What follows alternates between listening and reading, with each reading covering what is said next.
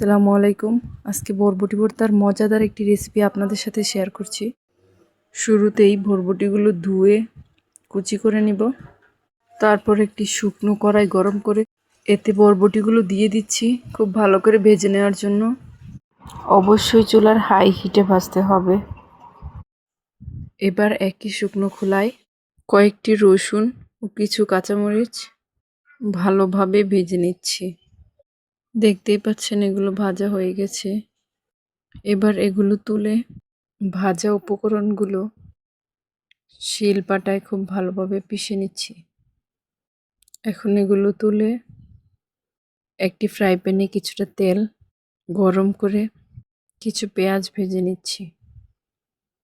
এতে বরবটি, রসুন, কাঁচামরিচের মিশ্রণটি সামান্য লবণ দিয়ে ভেজে নিলেই বরবটির ভর্তা রেডি।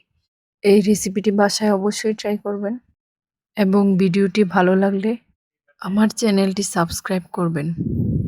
পরবর্তী ভিডিও দেখার আমন্ত্রণ জানিয়ে আজকে এখানেই বিদায় নিচ্ছি।